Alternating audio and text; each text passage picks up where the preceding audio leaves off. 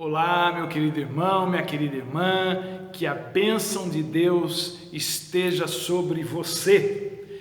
Enquanto os homens estão decidindo aí o rumo das coisas na vida da igreja, se pode abrir, se não pode abrir, ou se o comércio pode abrir, se pode... nós não podemos perder tempo, não é? Porque tempo não é dinheiro. Tempo é algo que Deus nos deu para nós aproveitarmos da melhor forma possível. E a melhor forma possível de nós aproveitarmos o nosso tempo é com o ensinamento da palavra de Deus, porque Ele é vida para nós. E é por isso que nós estamos aqui hoje. E é por isso que nós vamos buscar a face de Deus agora, para pedir que Ele fale nos nossos corações e nos acorde do sono da indolência para uma fé vitoriosa, para uma fé que vence todas as coisas, em nome de Jesus. Vamos orar. Senhor nosso Deus, nosso Pai Celestial, obrigado, Senhor, por este dia, obrigado por essas vidas que estão participando conosco desse momento de meditação da Tua Palavra, que ela, ó Deus, encha o nosso coração, encha o nosso espírito, encha os nossos copos de vida, vida abundante, vida que nasce do Teu coração e que vem e que jorra no nosso coração, através do nosso coração. Pai, que nesse tempo de muita confusão, de muito caos, de muito medo, a Tua palavra, Senhor, seja a lâmpada para os nossos pés, luz para o nosso caminho, que ela seja o alimento, o pão que vai nos dar condições de caminhar por mais um dia, por mais 2 dias, por mais uma semana, por mais um mês, por mais quanto tempo for necessário. Que o Senhor nos ajude todos os dias, que o Senhor derrame, ó Pai, saúde sobre essa vida que está nos assistindo, que o Senhor, ó Deus, derrame o bálsamo para aquele que está com o seu coração aflito, ó Deus, ferido, machucado. Que o Senhor, ó Deus, traga orientação para aquele que está indeciso. Em nome de Jesus, que a Tua palavra fale conosco mais uma vez, ó Pai. Nós oramos agradecidos e certos de que ela cumprirá o propósito para o qual nos foi dada hoje. Nós oramos assim no nome de Jesus. Amém. Amém. O texto que Deus nos deu para essa meditação se encontra no Evangelho de Marcos, no capítulo 5. Eu vou ler alguns versículos apenas porque nós já conhecemos a história. É a história da filha, da cura da filha ou da ressurreição da filha de Jairo. E eu vou ler a partir do versículo 38.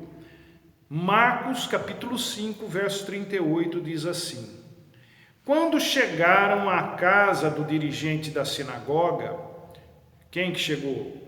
Os discípulos, não é? Pedro, Tiago e João e Jesus, porque Jairo tinha ido atrás de Jesus para trazer cura para sua filha. Quando eles chegaram lá à casa de Jairo, Jesus viu um alvoroço, com gente chorando e se lamentando em alta voz, aquela gritaria. Então ele entrou e lhes disse: Por que todo esse alvoroço? Por que todo esse lamento? A criança não está morta não, ela dorme. Mas todos começaram a rir de Jesus. Ele, porém, ordenou que esse povo saísse. Tomou consigo o pai e a mãe da criança e os discípulos que estavam com ele, e entrou onde se encontrava a criança, tomou-a pela mão e lhe disse: Talita cumi, que significa menina, eu lhe ordeno, levante-se. Imediatamente a menina, que tinha 12 anos de idade, levantou-se e começou a andar. Isso os deixou atônitos. Gente, nada como um choque para a gente acordar, não é verdade? Quem tomou choque já sabe como é que funciona. Você dá aquela... E a palavra de hoje é nesse sentido. Algo para nos chacoalhar, para nos fazer acordar. E a expressão central que eu quero usar aqui para nós meditarmos é essa pergunta que Jesus faz quando ele chega na casa de Jairo: por que todo esse alvoroço? E essa questão de perspectiva é algo muito interessante, tão interessante que até Jesus fica perplexo e decepcionado com a reação das pessoas que dizem ter fé diante de situações aparentemente irreversíveis e sem solução. Por que esse escândalo todo? Jesus pergunta às pessoas. E olhem que a situação não era para menos. A filha de Jairo havia morrido. Ele tinha saído para buscar socorro com Jesus, mas quando ele chega, a menina já estava morta. Uma criança acabara de morrer. Como assim não deixar o desespero tomar conta? Não tem nada mais chocante do que ver uma criança morta. Mas Jesus parecia estar mais impressionado com a reação das pessoas do que com a menina morta. E ele se explica, dizendo que no que ele dizia a respeito, a menina só estava dormindo. Em outras palavras, para vocês ela pode estar morta, mas para mim ela está apenas dormindo. Isso é, aquilo que para vocês é um quadro irreversível, para mim não é problema de forma alguma. Esse alvoroço todo é o que realmente me incomoda. Jesus, é a minha interpretação sobre essa situação aqui de Jesus. É como se Jesus estivesse dizendo assim: eu posso acordar quem quer que esteja dormindo esse sono da morte. E é interessante porque quando Jesus fala, a menina não está morta, ela está só dormindo, aí aquele povo todo que estava fazendo aquele chororô, aquele escândalo, esse povo todo começa a rir de Jesus. Percebem como as pessoas são? Elas oscilam de humor com muita rapidez, elas vão do choro à zombaria num piscar de olhos, do lamento ao riso em questão de milésimos de segundos. É impressionante. É muito mais fácil se fazer de desentendido do que acreditar nas palavras de Jesus. É assim que a maioria das pessoas reage quando Jesus diz que aquilo que se considera o fim não é o fim. Ela está morta, diziam as pessoas. Não está, ela está dormindo, dizia Jesus. Em quem acreditar? Não é essa a questão que está nos consumindo nesses dias? Em quem acreditar? Gente, a mensagem que Deus quer deixar para nós hoje é a seguinte: para que todo esse alvoroço? Para que essa choradeira toda? Para que toda essa preocupação? Eu estou aqui. É o que Deus está nos dizendo. Aquilo que vocês acham que está perdido não está. Aquilo que vocês acham que é o fim, não é. É bom que a gente entenda que Jesus nunca fez pouco caso nem do sentimento e nem da situação das pessoas. Ele nunca desprezou e nem despreza as nossas preocupações, as nossas ansiedades, as nossas dificuldades, os nossos dilemas, as nossas lutas. Ele não menospreza aquilo que a gente considera preocupante.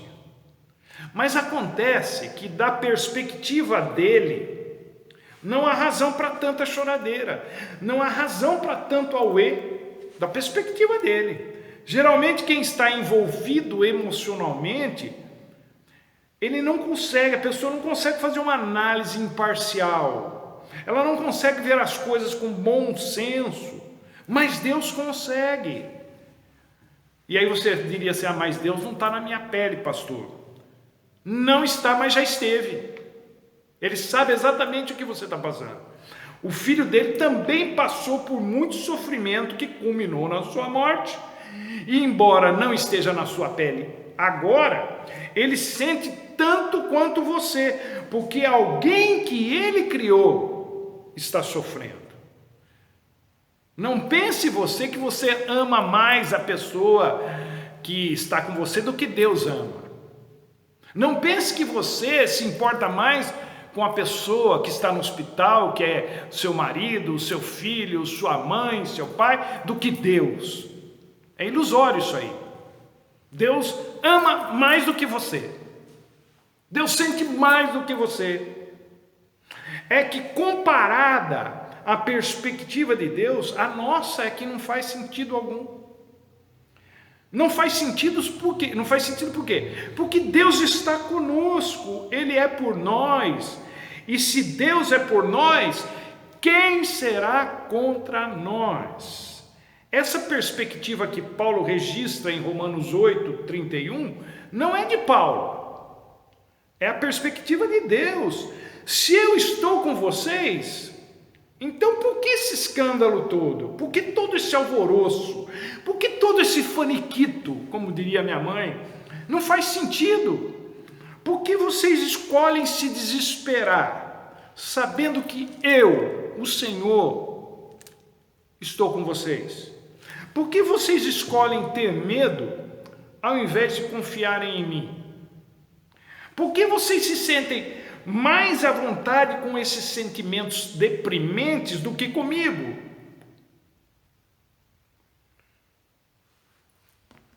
Eu, Wilson, tenho visto muitos crentes deixando o medo influenciar a sua fé nesses dias.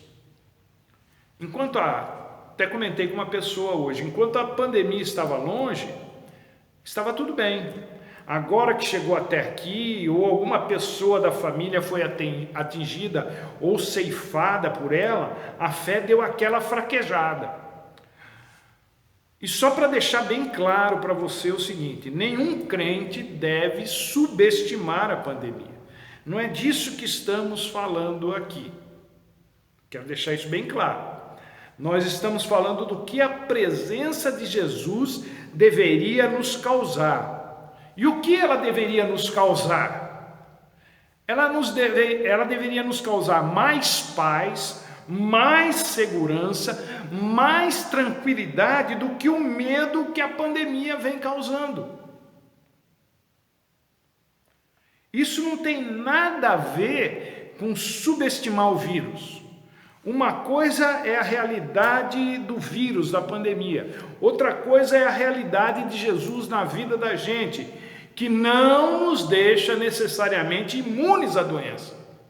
É lógico que não, mas deveria sim nos deixar imunes ao medo, à insegurança, ao desespero, ao alvoroço.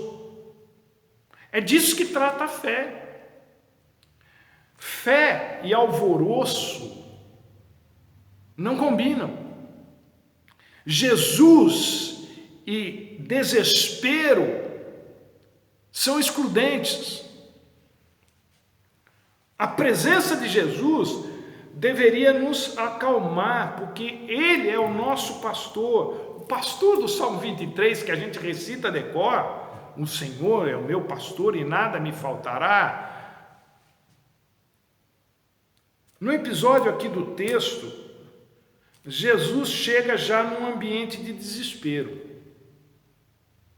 Quando ele entra, o povo já está naquela gritaria, naquela choradeira toda. Hoje, ele não chega mais num ambiente assim. Por quê? Ele já está presente. Não precisamos da chegada dele para pôr fim ao alvoroço, porque a presença dele é eterna e constante. E é isso o que deve ditar as nossas reações. A gente não precisa ir num culto, como Jairo fez, ir atrás de Jesus para trazer ele até em casa. Não, ele já está lá. Jesus não chega mais depois de 4 dias que uma pessoa já morreu. Ele sempre está lá. Ele está presente antes, durante e depois de tudo o que acontece em nossas vidas. Há muitas coisas que nos acontecem para as quais nós não temos escolha. Mas optar pela fé ao invés do desespero é uma escolha que a gente pode fazer, que a gente deve fazer. Escolher confiar em Jesus ao invés de se prostrar diante da realidade que está diante dos nossos olhos é uma opção que podemos fazer, mesmo que essa realidade seja a morte. Nós somos mais do que vencedores em Cristo Jesus, qualquer que seja o desfecho dessa vida aqui na terra. E isso, gente, não é consolo barato. É a palavra de Deus. Nenhuma arma forjada contra nós prosperará. Por quê? Porque Deus é por nós. Isso não significa que a gente não vai sofrer. Isso significa que, sofrendo ou não, a vitória sempre vai ser nossa. Por que tanto alvoroço? Jesus tem as chaves da morte e do inferno. Ele mesmo disse isso em Apocalipse 1:18. Isso significa que Ele é quem determina ou permite que as coisas aconteçam. Se Ele determina, Ele sabe o que faz. E se Ele permite, é porque também sabe o que faz. Nós estamos nas mãos dele. Não estamos nas mãos do destino, que é algo incerto.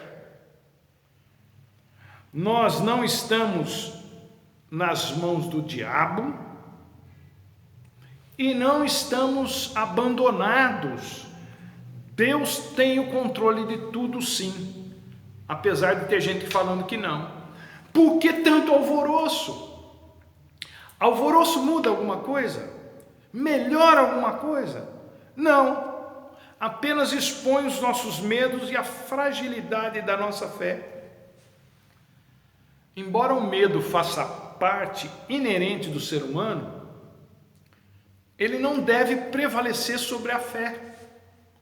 E é aí que entra a nossa escolha.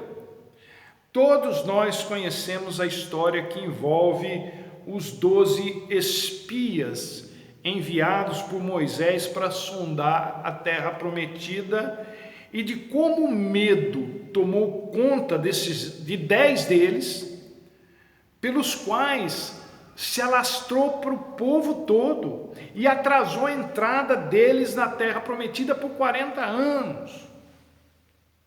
O medo tem esse poder destrutivo, mas 2 deles não se dobraram ao medo, porque escolheram crer, porque escolheram confiar em Deus, nas promessas de Deus.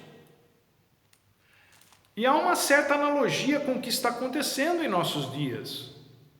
O medo se espalha mais rápido do que a esperança da cura. A maioria se encolhe com medo.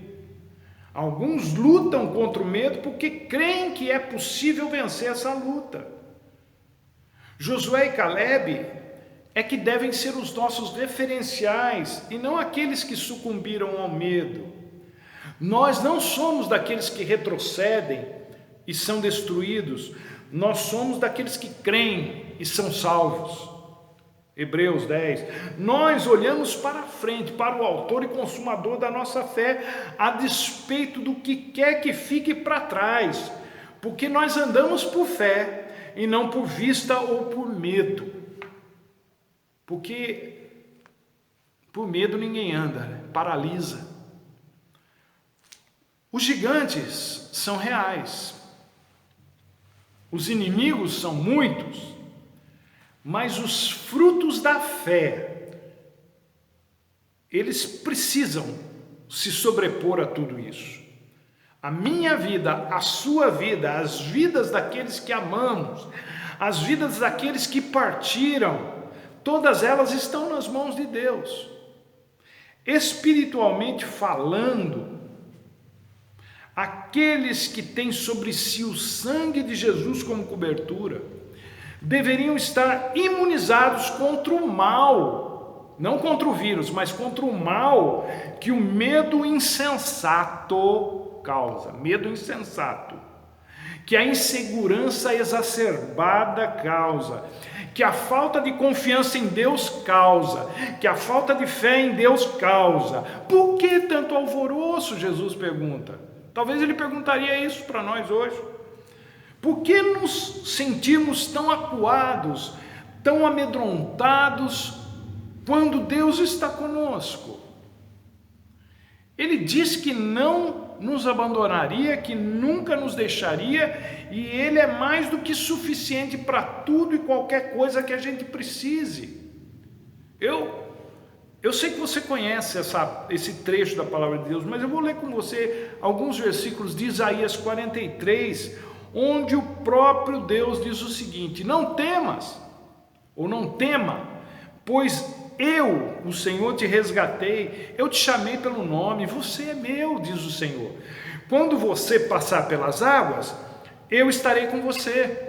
Quando você atravessar os rios, eles não te submergirão, não te encobrirão. Quando você andar pelo fogo, você não se queimará. As chamas não te deixarão em brasas, pois eu sou o Senhor, o teu Deus, o Santo de Israel, o seu Salvador. E Deus continua falando sobre a sua relação conosco, até que lá no versículo 13, ele diz o seguinte, e tem mais: agindo eu, quem impedirá? Então eu quero que você, meu querido, minha querida, entenda o seguinte: Deus está vendo a sua dor, o seu sofrimento, as suas lutas, e Ele não faz isso de longe, não, como a gente vê o sofrimento dos outros pela televisão. Não, Deus não. Ele está aí, junto com você, para lhe consolar, para lhe ajudar, para aliviar a sua dor, para minimizar o seu sofrimento. Fé não tem a ver com negação de problema, em absoluto. Fé tem a ver com confiança em Deus. Quem confia em Deus também passa pelos problemas, também passa pelos sofrimentos,